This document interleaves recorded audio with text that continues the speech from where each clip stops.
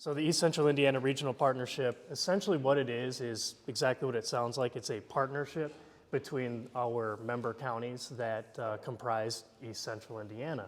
And you can see on this map, there's 8 counties that are highlighted, but for the READI initiative, and this is I'll call it an Indiana special, all of the regions for whatever program you're working on, they tend to be a little bit different always.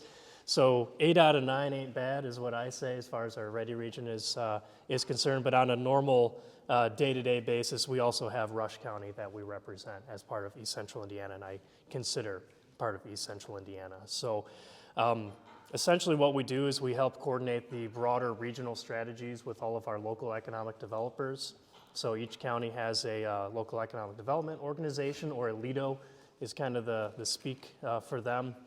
And they're in their communities, they're understanding, business needs, community needs, and we're kind of that next layer up as far as the region. What does the region need? How can we work together to elevate everyone in the region with different strategies?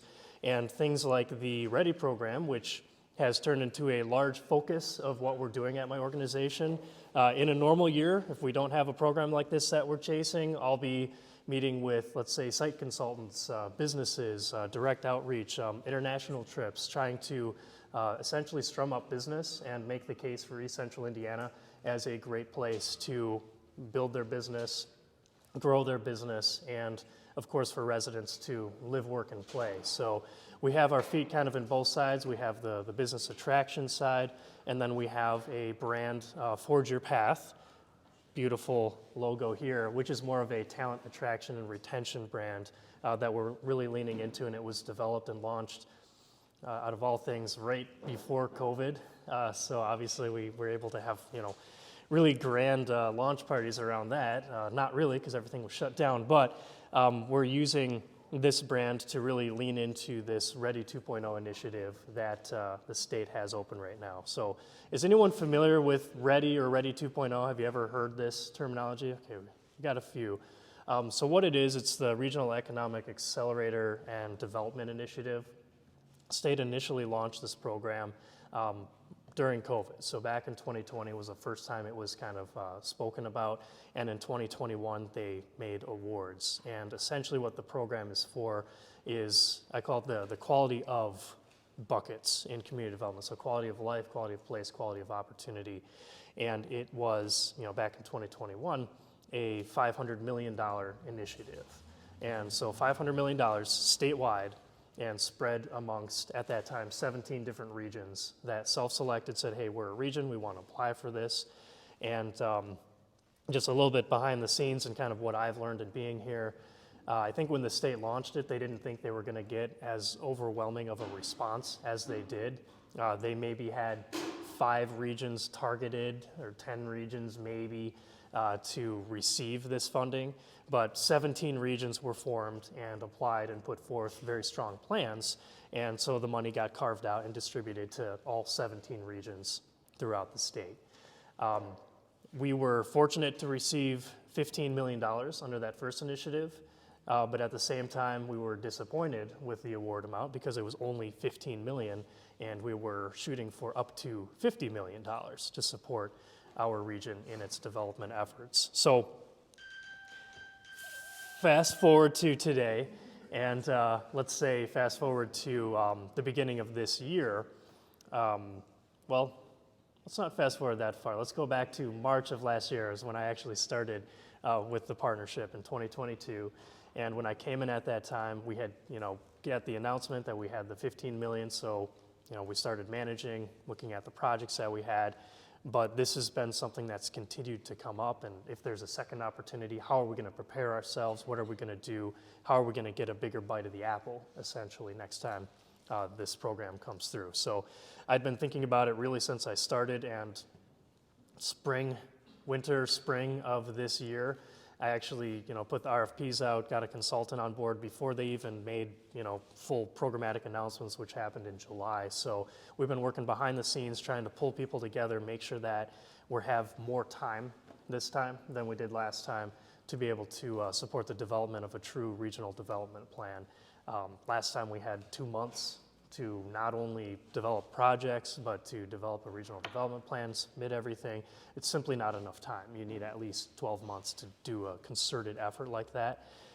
So good news is we've started early, taken the lessons learned, and part of this and why I'm here today to talk to all of you is to continue refining our plan. So we've made a lot of really good progress so far. We really started in the spring. We've had county workshops. We've been in every single county, invited stakeholders to come share their plans, their vision, the hurdles that they're facing within their communities. We've had regional plans where we brought people together. Has anyone participated in any of our regional workshops? I know there's at least a few faces out here. Okay, good. I hope you like the format. We force people to sit at tables with people that aren't from their same counties, so trying to kind of get the conversation going, make people realize that we have more in common across county borders than we might think, because I think sometimes there's a perception like we need to get as much money for us, but if we can get a good development in Henry County, it benefits Delaware County as well. Vice versa, people know that Muncie's kind of our big flagship city in the region.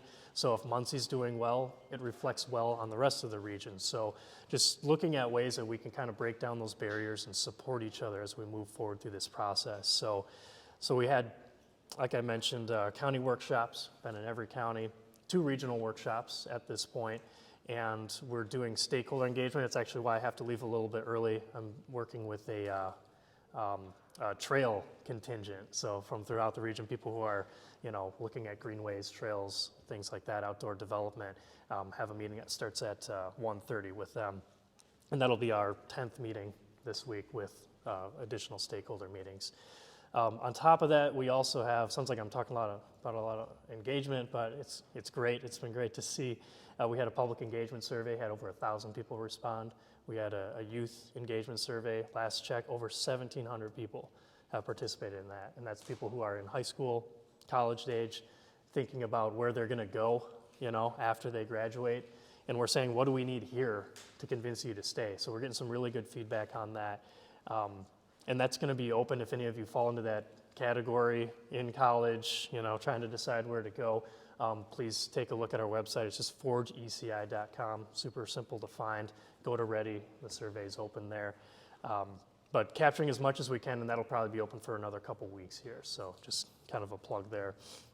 I'm gonna just go through this pretty quickly here as far as where we're at, what we've developed, and what we've been doing. I've already talked a lot about the planning process. I'll share with you the vision that we have developed at this point, our goals and strategies, and we actually right now have an open call for projects. So if you have a project that you think would fit some of these categories that we're talking about here, we'd love to hear from you. We'd love you to submit and take a look at it and continue the conversation. So planning, as I kind of talked about, June is when we really started the workshops. All of the behind the scenes before June was just getting everyone on board and kind of etching everything out and bringing us all the way through to our second regional workshop that we just had last week. So really the end of October. And now moving forward, we're having the stakeholder meetings that I mentioned. Those are going to continue for the next couple of weeks, and then continuing to refine our plan from there. So already kind of talked about all of this.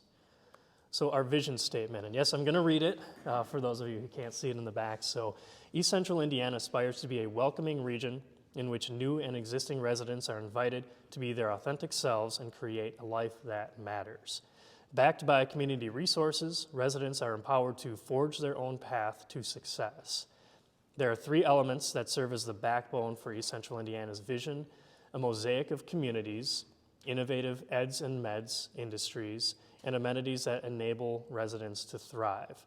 These 3 elements encapsulate the region's strengths while also providing focus for the future. So to break these down in a little bit more detail, so a mosaic of communities. The region is made up of diverse communities ranging in size and character, from rural communities like Red Key to more metro areas like Muncie. To leverage the unique perspectives, assets, and opportunities our region has to offer, East Central Indiana is committed to collaboration across sectors and scales, Towns, cities, and counties understand that we are stronger together and we can learn from one another. When opportunities to work together arise, our region steps up. Now again, this is our vision statement. This may not be how people have viewed East Central Indiana in the past. Frankly, it's something that hurt us in the last READI application because I think the state looked at it and said, well, is there collaboration? Have you been talking? Are you finding ideas and ways to work together? So through this process, we're really trying to push that narrative and push that collaboration a lot more. Innovative eds and meds. Region is home to several higher education institutions and hospitals, which provide transformative educational opportunities, critical health services to rural and underserved communities. To support the needs of these anchor institutions, to fill high-wage positions, East Central Indiana is committed to talent development and talent attraction. Now, when we first put this out, some people had questions. They're like, is that an asset? And it's like, absolutely, that's an asset. I mean, we have 4 full-fledged universities. I mean, we have IU East. We have 3 Ivy Tech campuses. Education abounds in this region, and I think it's something that people just take for granted at this point, but it really is a strength, and these anchor institutions help kind of balance the economy in a lot of instances. We don't go through the cycles that traditional, like automotive, coming from Michigan, obviously, working in economic development in 2007, 2008, there's a lot of cyclical cycles, and it's really hard to come out of that. But having these institutions in our backyard really helps kind of balance things, and they are the top employers that we have, so we have to take that into consideration. And having amenities that enable residents to thrive as the third pillar here. So the region leverages existing assets, outdoor recreation, arts and culture, family-owned small businesses to enhance the quality of life for residents. Residents are further supported by a commitment to increase educational attainment, expand access to childcare, and revitalize historic downtowns. By expanding access to valuable amenities, East Central Indiana enables residents to thrive. In coming here, since I've been here, there's so much throughout the region that I think a lot of people just don't realize is maybe 10 minutes away from them, or heaven forbid, 30 or 45 minutes. There's so much within that circle, but a lot of people are really focused on their 10-minute drive time or 5-minute drive time within their communities. So showing people that there's more out there and just doing a better job telling our story is something we're going to be really focused on here. So to kind of wrap it all together, the last part of the vision statement is by capitalizing on each of these 3 distinct elements, East Central Indiana stands out as a desirable place to live and work. Somebody gave us a suggestion, live, work, and play. Obviously, we want to have the entertainment as well. And a place that both attracts and retains talent. So when pursued, the vision should manifest in population growth and regional prosperity. So quick pause right there. Any initial thoughts on this vision statement? Are we on the right track? Is this something that we can all get behind, I guess? If you don't have any feedback now, happy to talk afterwards too. All right. So our goals and strategies, and I'm not going to go through every single point here just so that you're aware if I'm skipping things, but I will give the high level. So we've really got 4 main areas that we are focusing on as far as our goals here. So quality of life, so stabilize the region's population and encourage growth through investment that directly benefits the health and well-being of residents, promote tourism, and support vibrant downtowns. And you'll see there's a handful of different strategies here, ranging from preserving our rural downtowns, expanding access to drug rehabilitation services in the region, and really marketing things that we have throughout the region, different amenities. This one might be of interest to this group. So you see housing is in there. Hopefully that aligns with the discussion here. So housing and infrastructure, stimulate the development of quality housing in the region, create thriving neighborhoods that appeal to both current and future residents.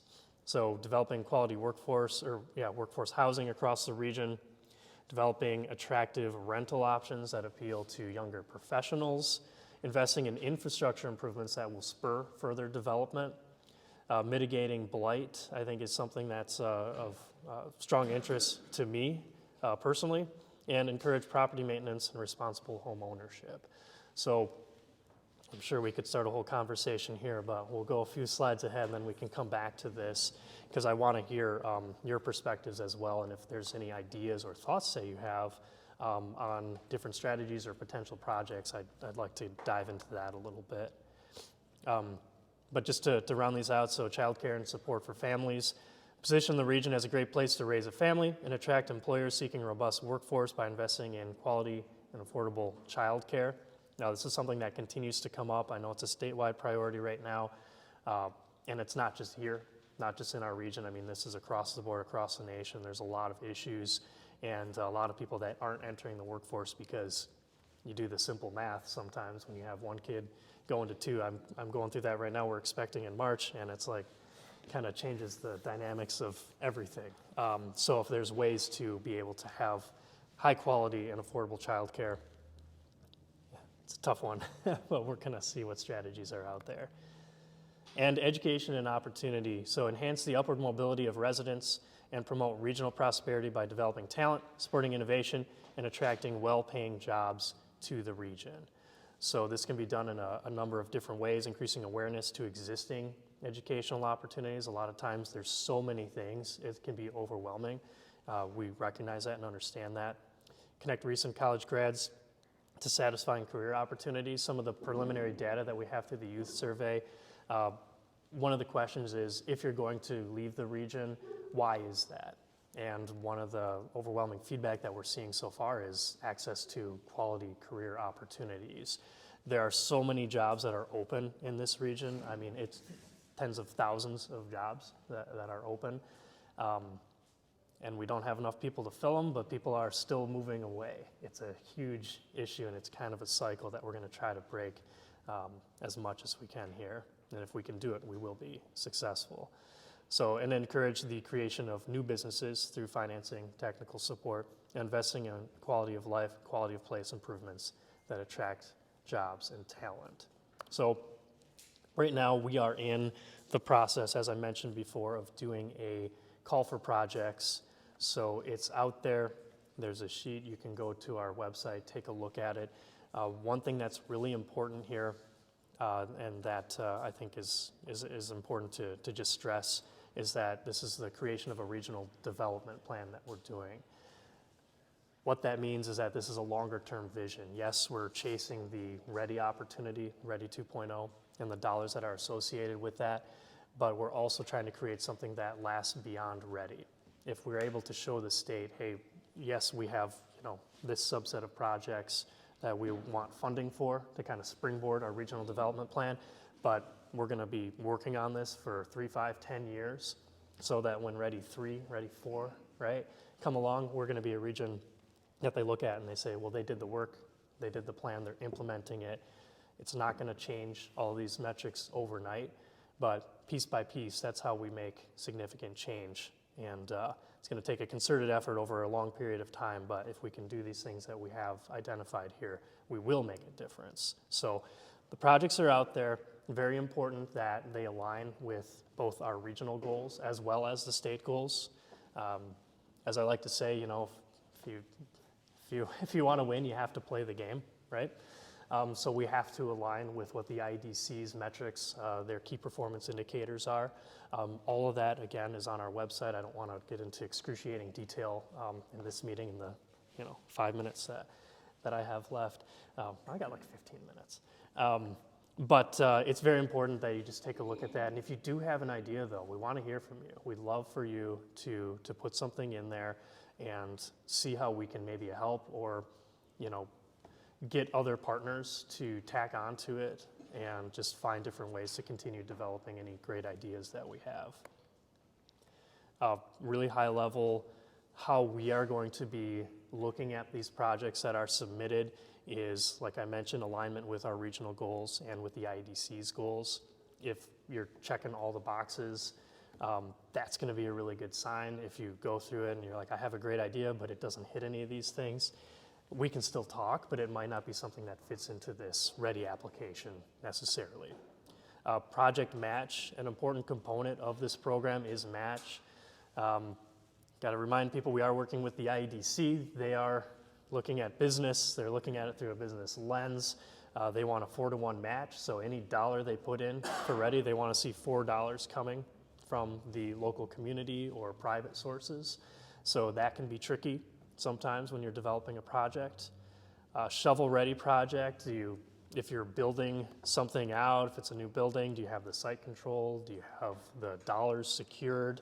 Have you done engineering on the project? Now this is getting out there. This is probably more the multi-million-dollar projects that are going to be looking at these types of considerations. High-impact project, is it a regional impact project? Does it, again, fit all of our criteria that we're looking at? Does it tick a lot of boxes? Is it a county priority project? And this one, we'll leave it to the counties to kind of fight it out a little bit on what their top priorities are.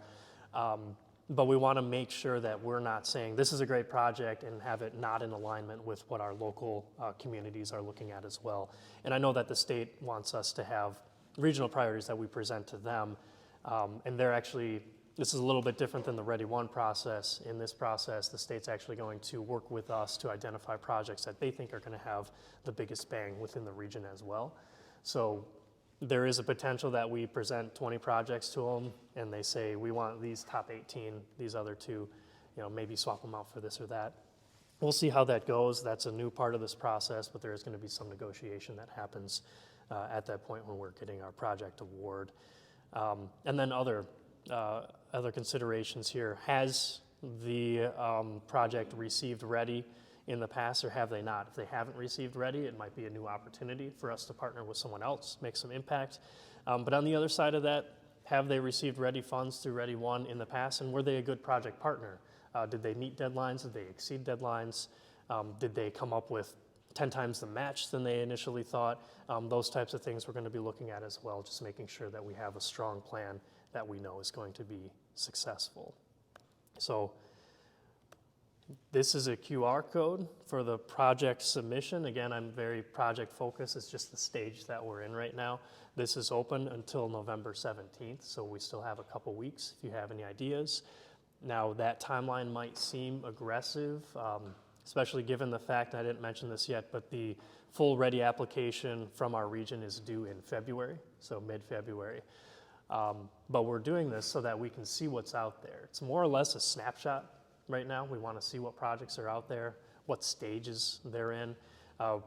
In doing this and having the due date in a couple weeks, we may be able to see that there's 10 projects that standalone, maybe they're not the strongest, but if we could package them together and sell that as a strategy to the state, saying, we have these 10 different core communities that are removing blight, and say this is a regional strategy that we have, that would be more compelling. So we're looking at that and going to take kind of a more macro lens to a lot of these submissions once they start coming in. So that's, again, open until November 17th if you have any interest. Again, going to our website, you can either use this QR code, 4gci.com/project-portal. Very creative.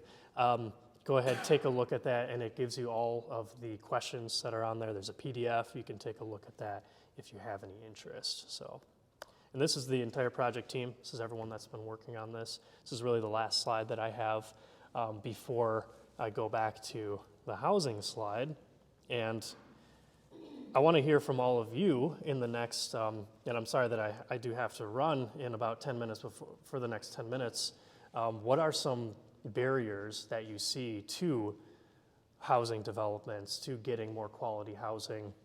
And what are some assets that we have here or throughout the region that can help us, get to this metric, push this goal forward?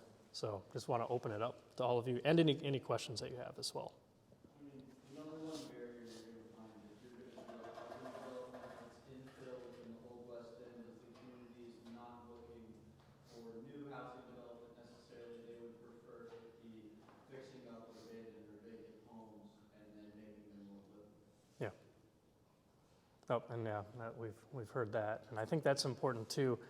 And another part of this is that I think we need all the different tiers. I mean, we need subdivisions, we need multi-home housing, we need single home, we need apartments, we need mixed use. We also need blight removal. We need, a lot of the stuff that Nate is, contemplating, considering working on.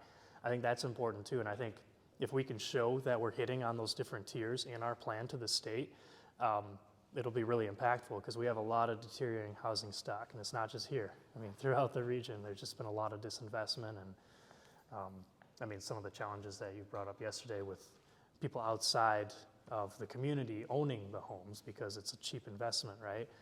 But they're not doing anything with it, and we can't get a hold of them, and we can't show the apartment that came up this morning. There's a loft downtown that it went on the market, somebody wanted to see it, and they wanted to take a look at it, couldn't get a hold of the property owner to even show the place. So, it's kind of bringing to light some of these challenges that we face that we might not think about every day. Maybe you think about them every day, but maybe not me. Nate, for an example, how many properties do you own and how many of them have a property that needs to be torn down? Do you have an idea of how much money you're looking at? I mean, right now we have about 20 properties in our inventory. 4 or 5 of those have structures on them. And probably half of them, 2 or 3 of those need to be taken down. Maybe I think one of our barriers is actually acquiring the property.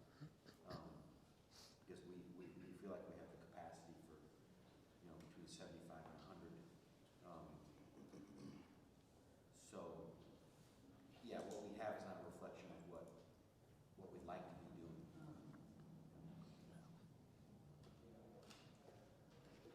One of the barriers I see is having programs that make resources available for your ordinary resident to get involved. Mm-hmm.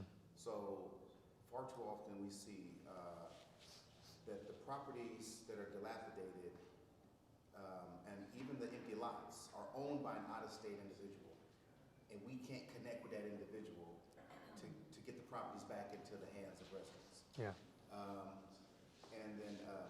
And then when there's an opportunity, well, let me put it this way, there's not many opportunities. There's only real opportunity for individuals who are preparing themselves to work in this field, and it takes a lot to get into the field of redeveloping houses that are falling apart. Yeah. It takes a lot of knowledge that is not readily available to the ordinary resident. It takes a lot of resources, funding, money that's not necessarily readily available to the ordinary resident. But I was in a meeting this morning and I was sharing with someone, and we got on the off topic that both of us would love to redevelop housing, something we've thought about for years and years and years. She's like, I would love to do that. I said, yeah, I've been thinking about that for multiple years, how I can figure out how to get into this area and then not cause me a whole lot of risk, although there's always some risk. But there's all these unknowns and all these absent spaces where there's no knowledge or there's no resource, and they two need to come together. Yeah, and that's a good point. So it's kind of almost that educational opportunity piece where if we can find ways to marry these up, maybe there's a way. Even if community development, because the funding has to go someplace to be distributed, and then there has to be a program created around that, around the initiative that you want or the goal that you want, the outcome you want. So someone's got to be the big brother and hold funds, right? Yeah. And then someone's got to monitor whatever program it gets, but none of that is taking place. Yeah. So usually the people that are redeveloping are redevelopment organizations. They're CDCs there. It's not ordinary, not a great deal of it at least. Yeah, that's a good point. I know there's different resources that exist. Nate, you'd know better than I do. Maybe different organizations, or maybe it highlights an opportunity, or a space. I'm not saying that you would go into that space, but maybe somebody else or some other organization can fill that void. I don't know as well as you might, but. Well, I mean, I know the 812 Coalition has tried to be like a convener of groups, nonprofits that are working in that geographic area, and one of their main focuses is housing. We're part of that. Other representatives that are part of that. I think trying to do that even on a larger scale. And 812 in a lot of ways seeks to be a model for other areas of the city to say, look, we got all these different folks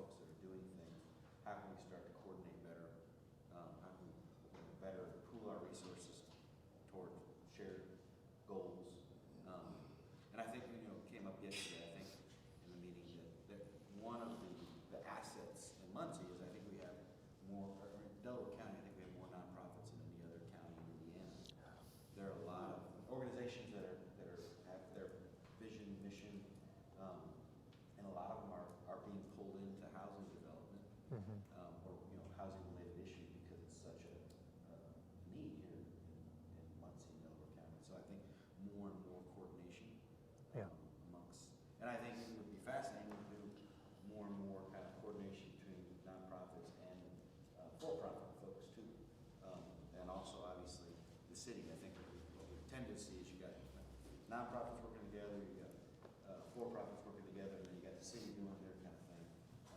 It would be awesome if we could start to build a little bit more of that. Yeah, some true public-private partnerships, right? And then maybe marry that with job skill training, because as soon as these houses become available, someone's going to need to live in them. You don't want them to all become low-income housing. Right. Right. We have plenty of that right now. No, that's good. Good feedback. Yep. As a business consultant and contractor, what I see is the missing link of education. And because real estate is just so broad, I am looking at people not understanding things like zoning and those variances. You want to do this in this area or this area, but you don't know if you're able to. Okay, who's your go-to for that? And if you don't know to ask those questions, you may find yourself in a money pit, begin a project and cannot complete it Yeah. for the fact that you didn't know that you had this missing component and this missing component, which could be several missing components. Right. Yeah. So education is definitely a factor. Yeah, I agree with that. I mean, there's an example in Hartford City. I just toured it on Wednesday, so it's fresh in my mind. But the person who was doing the renovation of the building, they had a misstep and they started some work before they got the permitting. Shut the project down for 9 months, and now it's completely stalled. You know, so it's just that little piece. Had they just signed the paper and mailed it off, they'd probably be fine. So. Yeah, I think there's definitely that missing piece too. So again, it kind of ties in with the educational aspect. So I can take one more, and I do apologize that I'm going to have to run, but no, you're good. You're good.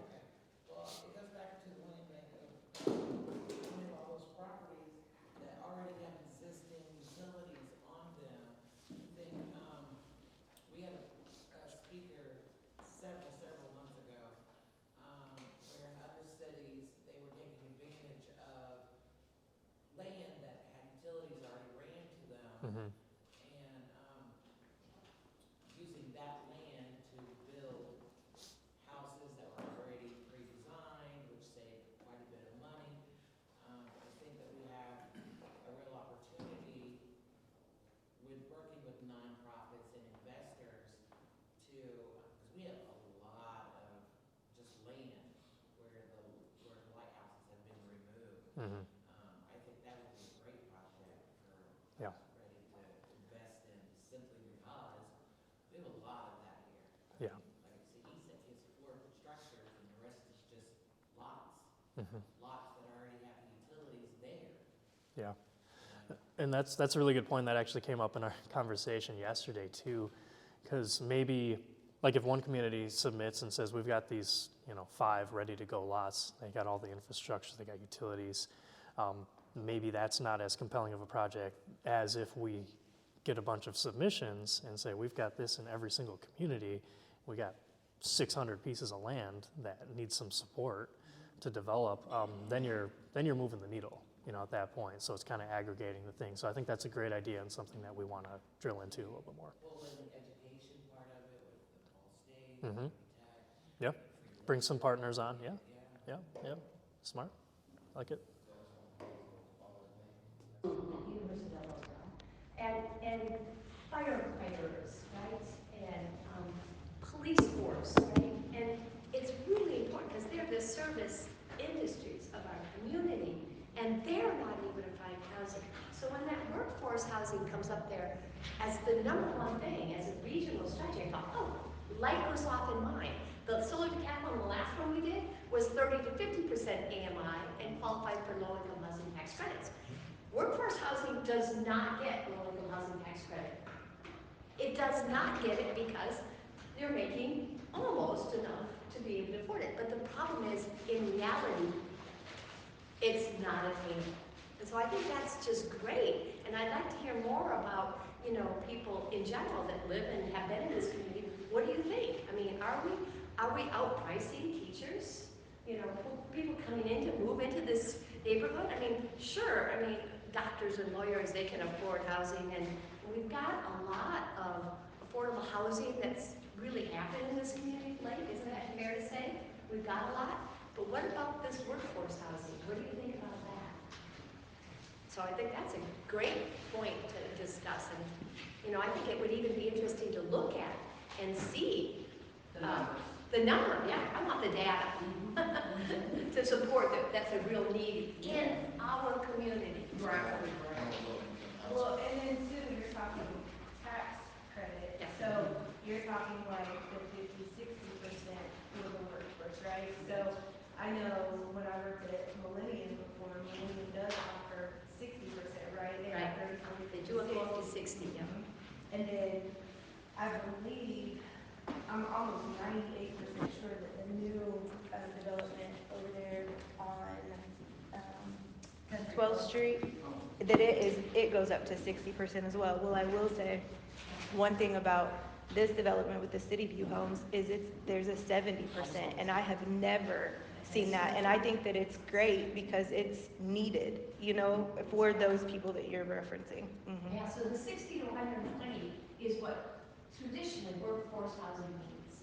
And I just think, gosh, it would be great. It's a great target. But I also would like the data to support that, yes, we need this here.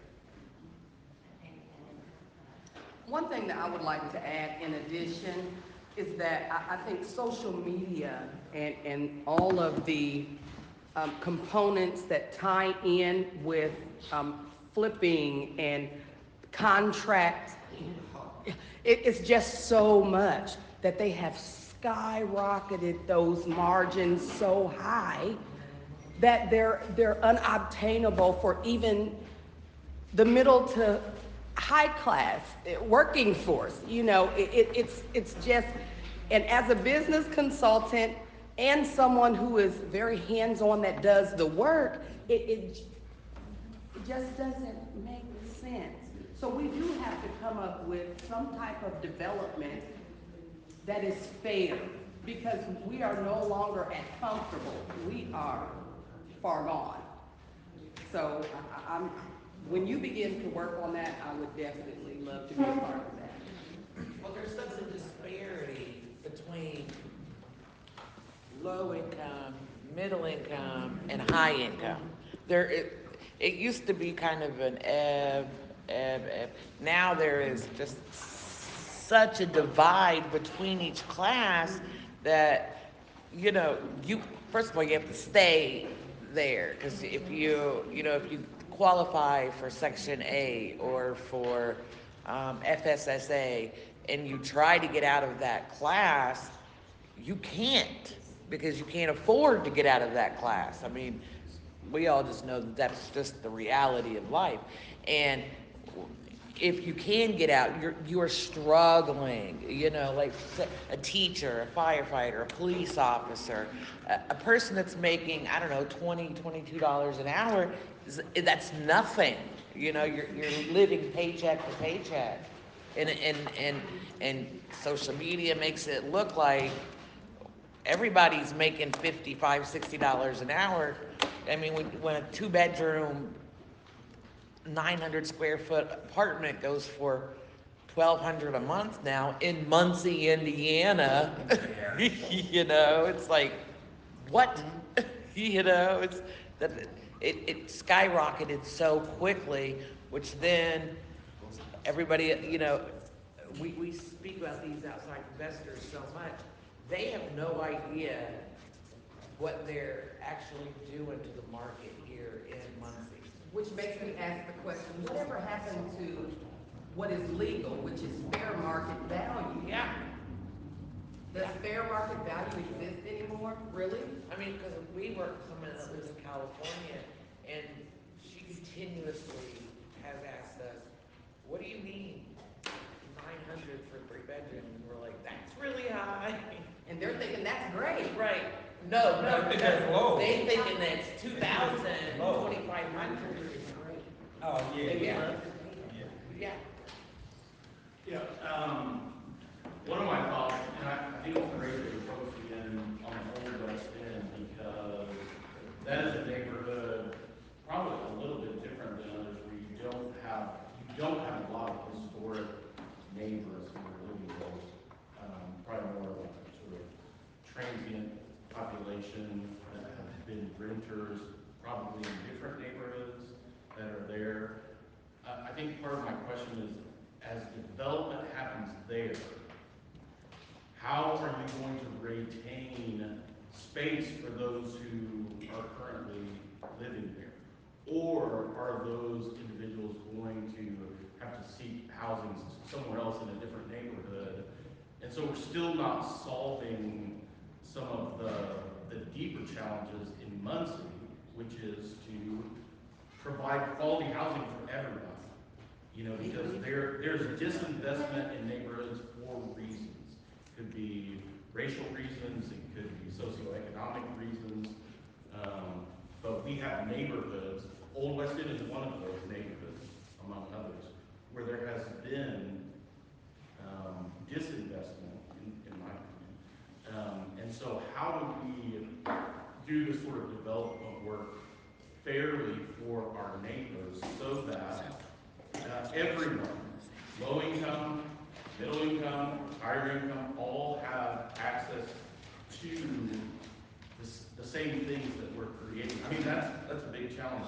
We, unlike a lot of other communities, have such a high rate of poverty here, and it's not changing. Like, we're not like moving the needle on that. We're moving in a direction where more people are able to thrive. And we know that housing is one of those areas that can help a person move out of poverty into sustainability. And so, how are you all in this process when you're thinking about this one little neighborhood, thinking about that, or you're just not even there yet to be considered? It's a great question. And ability to retain affordability. We just can't resell it with that on there.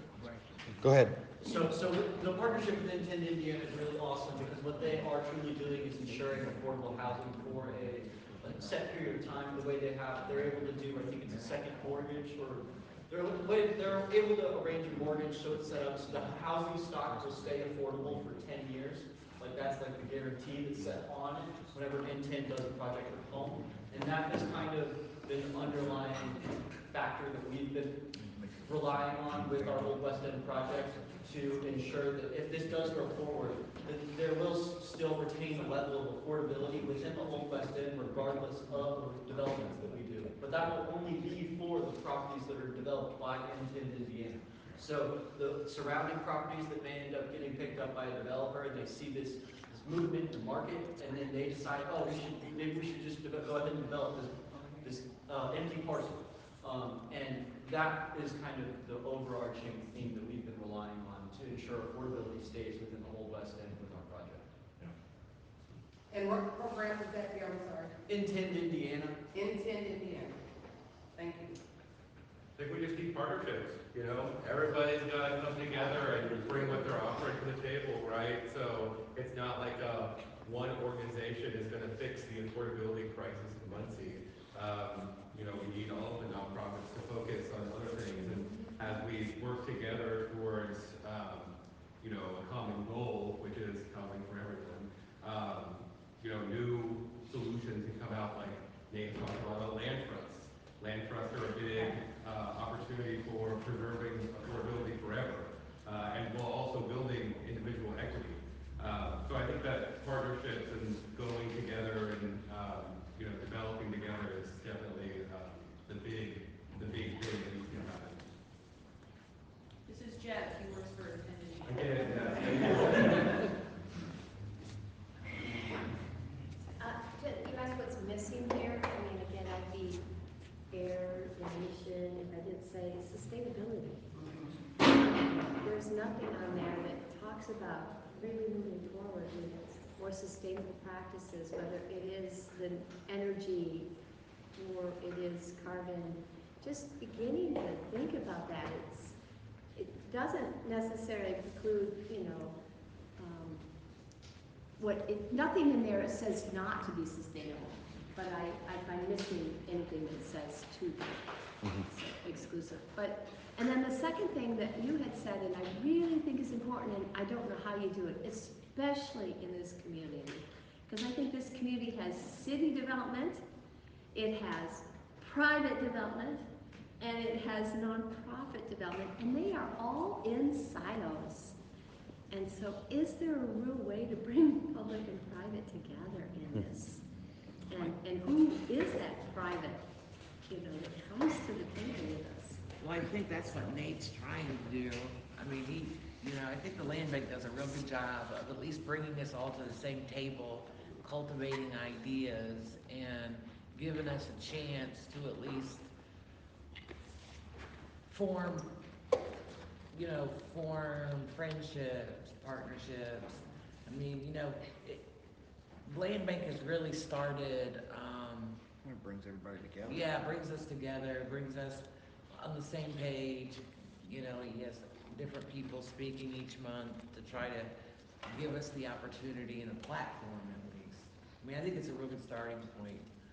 I've definitely gotten to know quite a few people and Help spark new ideas too. yeah, So. yeah. That's a good, it's a starting point.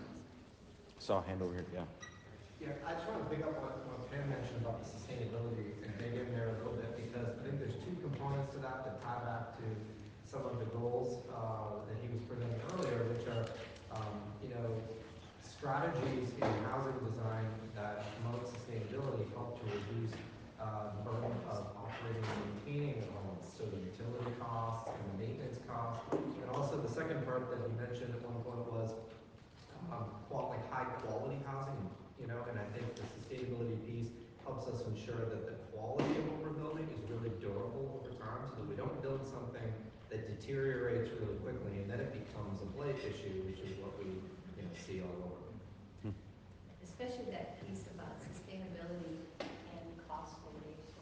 It's really, really hard. There are so many things that you could do to really optimize the spending on the maintenance as well as the just utility bills of a house.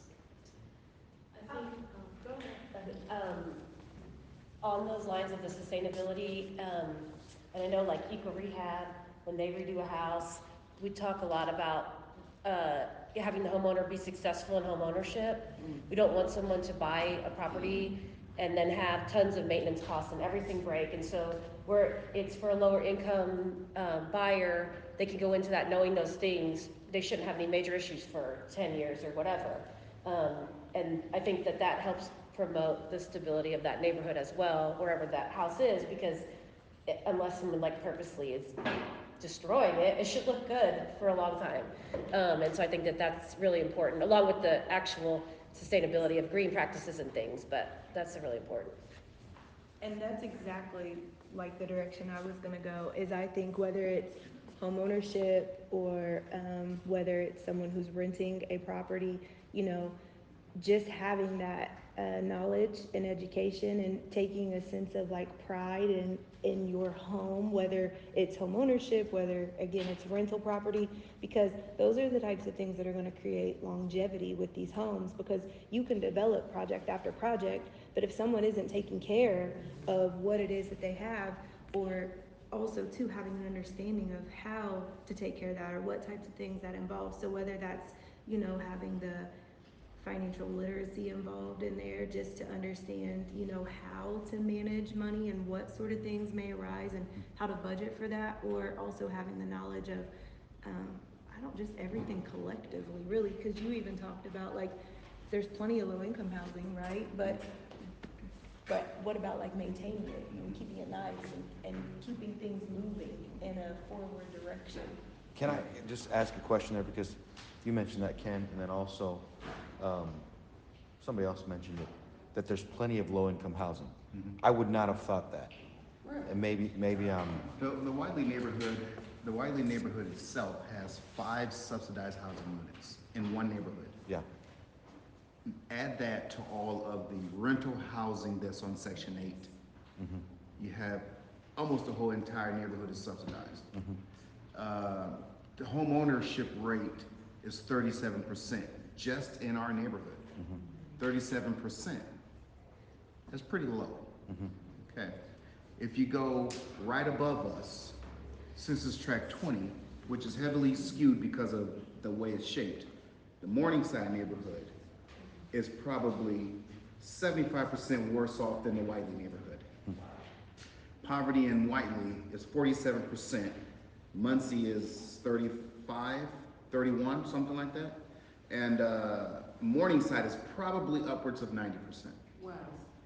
Now, I wouldn't have thought that. And so when it comes to even low-income people can't take care of low-income housing. It's just, we're overrun and we keep lowering the bar saying we need affordable homes. What we need is people who can afford their homes. So, because building affordable homes don't mean you can afford to maintain the home. You need to keep the bar where it is and stop dropping it. Build houses, but while you build homes, build up quality of life and job skills and all that stuff needs to come up at the same time. And how many low-income housings aren't occupied? How many of them, or they're not really being managed in a way that's sustainable living? Yeah. There's a lot of them that if the building commissioner would walk into, he would shut them down. He would tell you that you can't live in this house. But obviously that's, he's not gonna do that. He's not gonna walk into all these houses and say these are uninhabitable. People need a place to stay. I was at the last, maybe not the last, but one of the unsafe building commissioners meetings. I went with the neighbor, got the citation, and there were so many people from my neighborhood, I live over in Thomas Park Avenue, who were there, and they are actually, so they're not any part of low income anything, except that they are low income individuals. They're homeowners who own these houses that are being cited because they do not have the resources to keep them up because the property is, has just been in disrepair for a really long time. And there also is not money to go into the repair. So really the solution, of course, is people having access to money, right? Now, your neighborhood in particular is an area that has been historically disinvested, so you see much more affordable housing there, much more affordable housing in the industry neighborhood. There's a lot of neighborhoods like Southside neighborhood. There's not affordable housing in Southside neighborhood. There are people with Section 8 vouchers there, but these often are like, the people living there are actually homeless. Like those houses have been passed down, but they do not have the resources to be able to fix those houses. So I think in the conversation about affordable housing, I would say that there actually is not enough affordable housing for individuals in Muncie, especially if we're thinking of that like 30% of the population that are struggling financially to kind of make it day to day. Because those properties, those low-income housing properties or the programs are very hard to access for people. And so we have people on the streets who can't access low-income housing.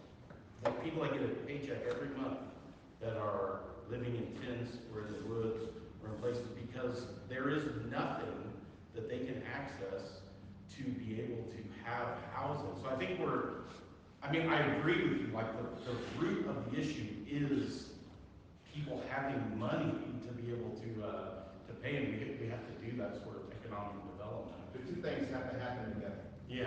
You just can't run through the city and build housing and leave everybody broke. Because we have a bunch of houses from the city new homes that are built in my neighborhood, but the neighbors who come to my neighborhood association, they can't live in those houses because they cannot afford those houses. Didn't you all just receive subsidized housing,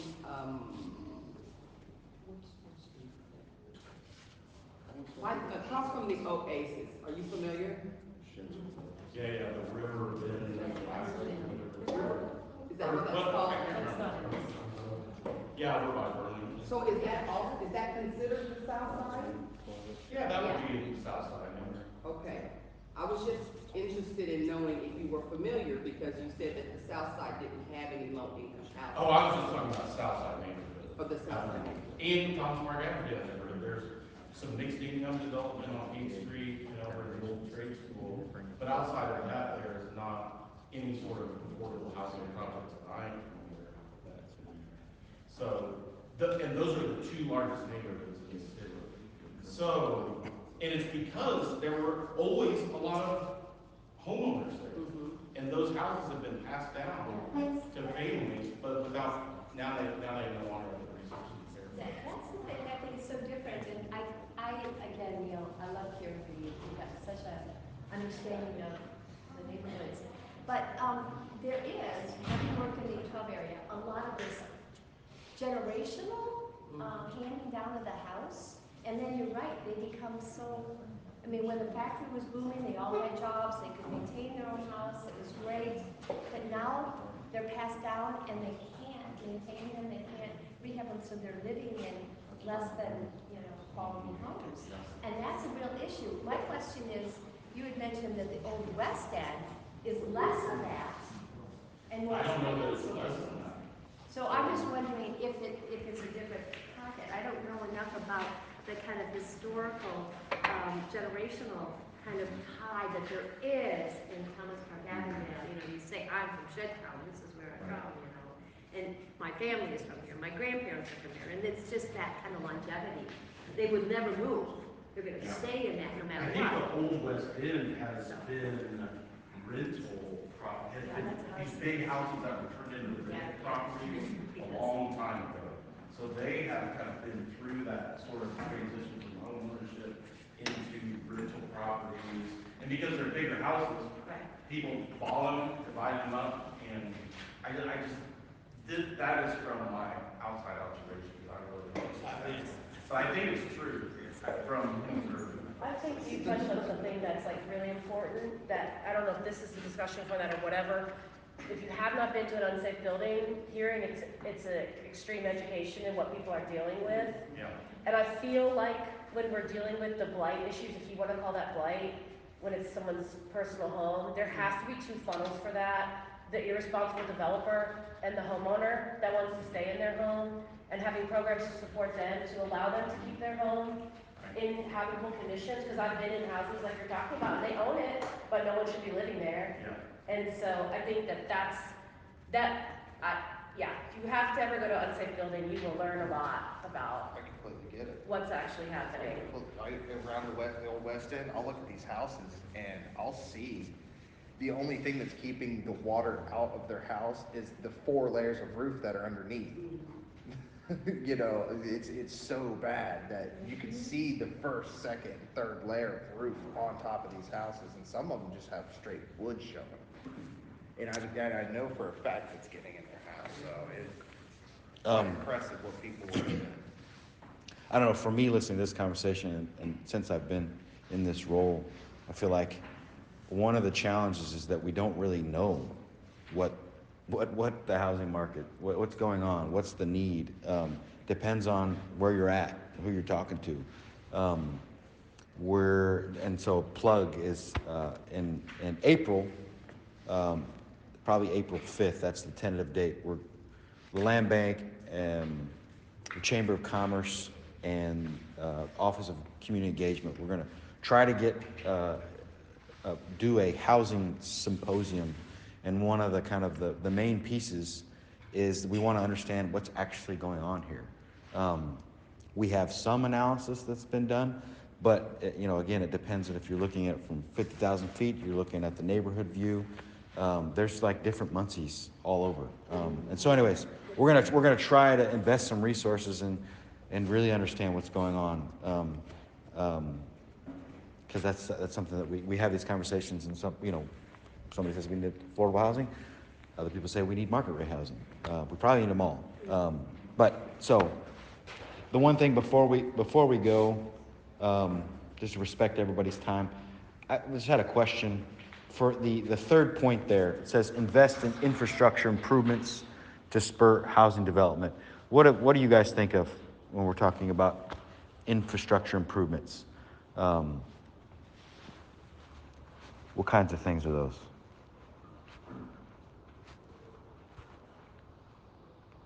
I mean, like more I parks? do know, like in the urban core area, there's been a lot of work with our sewer systems, new gas lines and that kind of things that have come in just in the last 5 years or better.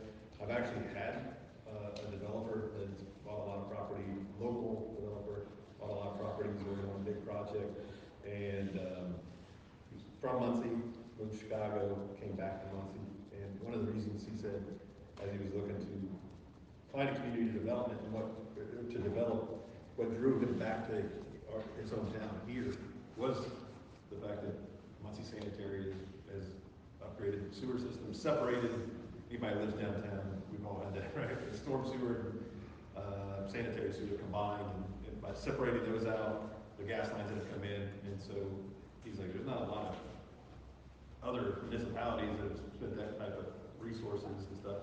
It's a little thing that we're not talking about, but when you're thinking long-term, all of our gas lines, sewer lines, and those type of things start, it's not seen, it's not really talked about a lot, but when that has happened, that is something of interest to developers, I guess, looking long-term. It's like a foundation. You know, you gotta have a strong foundation before you build up anything, and that Because is. you think all that was 100 years old or Right. whatever Yeah. before that, yeah. I mean, it kind of makes sense.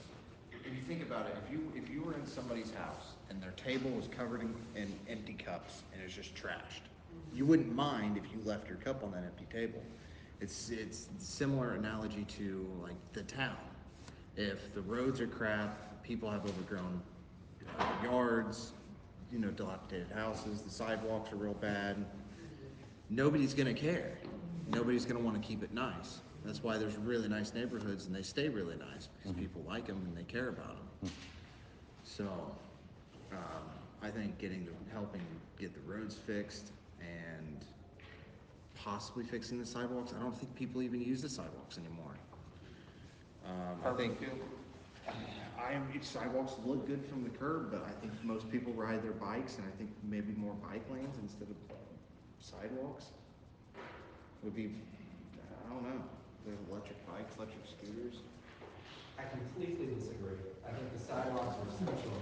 They promote walkability in the urban neighborhood, and I live downtown, and my neighbors are constantly complaining about how bad the sidewalks are. So I think sidewalks, you know, that's part of, sidewalks, street trees, handicap accessible curbs, and, all of these things that make it easier for people to enjoy the kind of quality of life in an urban neighborhood. I mean, I think those things, that's part of the disinvestment when we talk about some of the urban neighborhoods downtown.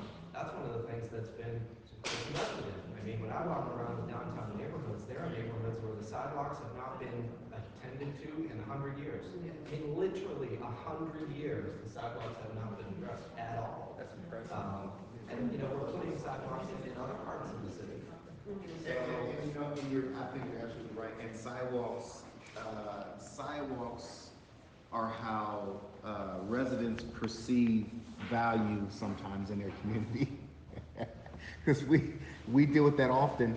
People always say in the Whiteley neighborhood that there's no sidewalks. You've heard that, haven't you? Yeah, you haven't heard that? We get it all the time. Well, as a neighborhood association, we hear about it all the time. There's no sidewalks. I wanted to say one last thing about the housing. There has been so many new modern housing developments. Do you guys remember the mid-century modern era? Those were fabulous houses. I'm still a fan, but we've changed those structures into something so different now that we're ready for something new and inventive. So this particular language speaks of both current and future residents.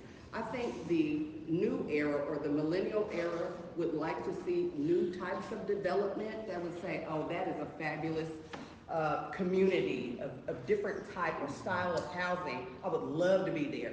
That is a major key point to keep them invested. Just something new. Yeah.